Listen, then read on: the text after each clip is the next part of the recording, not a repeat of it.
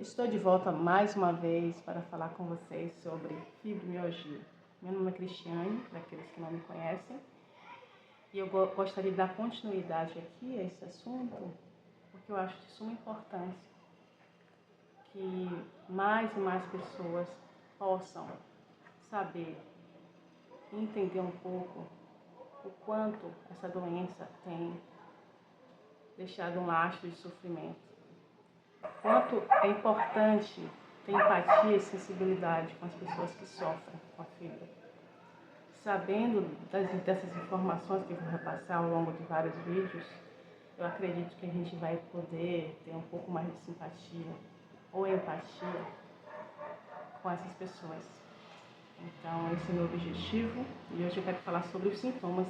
Quais são os sintomas da fibromialgia? E para não ficar no achismo, eu decidi relatar os sintomas que tem no artigo, que eu vou deixar na descrição do vídeo, o link desse artigo. Eu vou deixar o link desse artigo na descrição do vídeo, porque eu acho que é mais importante a gente entender o que a ciência fala. Claro, é óbvio que tem que correlacionar o que a ciência fala e o que quem sofre com a fibra sente, né? Mas eu achei muito interessante esse artigo porque eles realmente pesquisaram a fundo e no artigo não fala de coisas que não são reais, pelo menos do ponto de vista de quem sofre.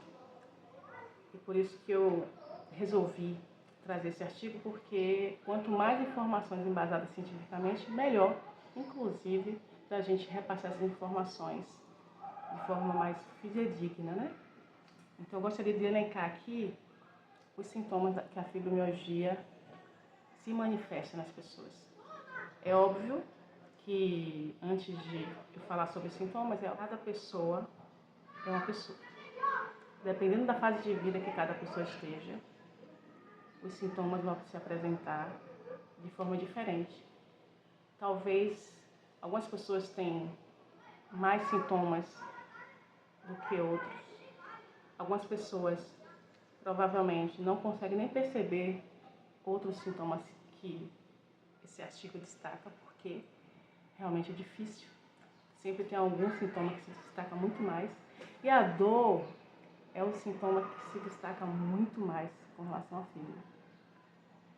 E essa dor não é uma dor tão simples de se explicar. Eu só posso falar para vocês o seguinte, que é uma dor generalizada, difusa, complexa de se entender. Eu já tive crises em que eu não conseguia pisar o pé no chão. Para andar era muito difícil.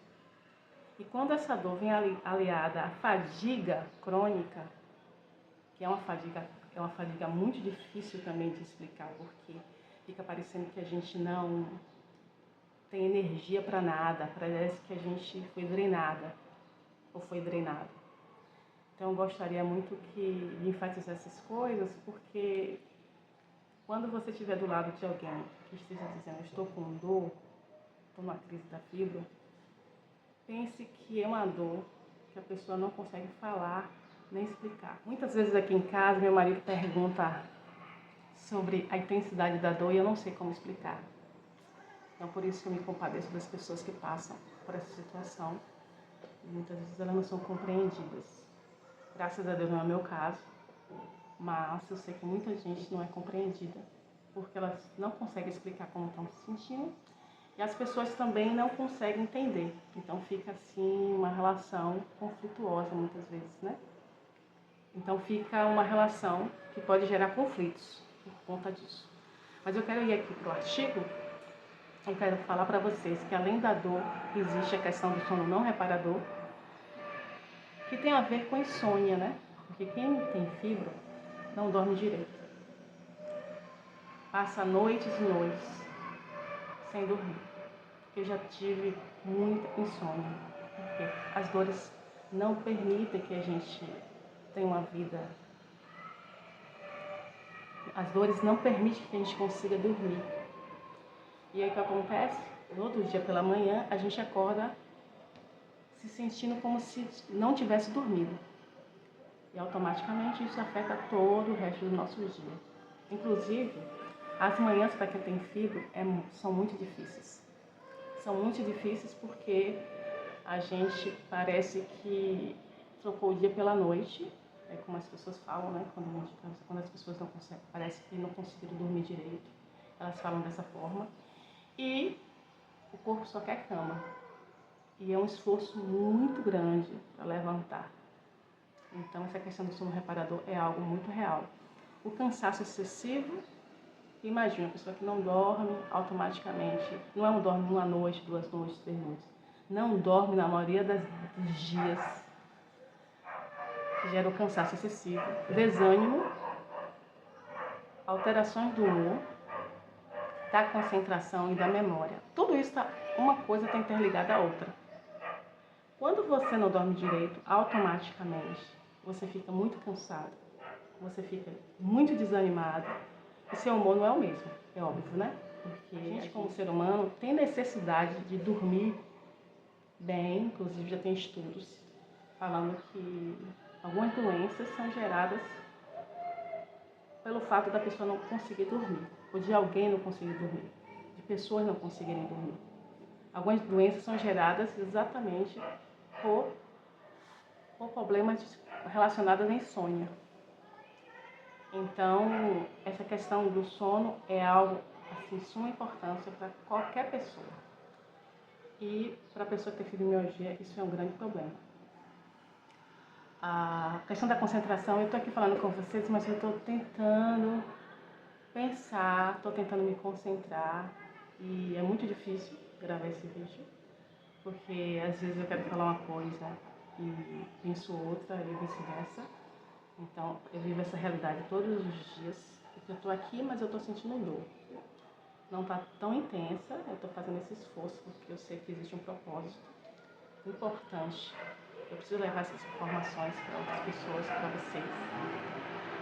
Mas a gente vive essa realidade todos os dias. Às vezes a gente não sabe, muitas vezes a gente está conversando com as pessoas e fala uma coisa e pensa outra. Tem a ver com essa questão da falta de concentração. Outra coisa que o artigo fala sobre síndrome do cólon irritável, que em outros estudos falam sobre problemas gastrointestinais. O que seria isso? Questões relacionadas ao mau funcionamento do intestino. Questões relacionadas à má digestão. Então tem pessoas que, como eu, têm questões relacionadas a isso, que causam constipação ou diarreia. Isso, para quem tem fígado, a maioria das pessoas que eu já conversei, isso é muito comum. E essa questão da síndrome do intestino irritável, eu ouvi de um médico que eu sou uma candidata a ter essa doença, mas eu ainda não fiz nenhum exame específico. Mas segundo ele, esse médico que me atendeu há um tempo atrás, ele falou que eu poderia ter esse problema.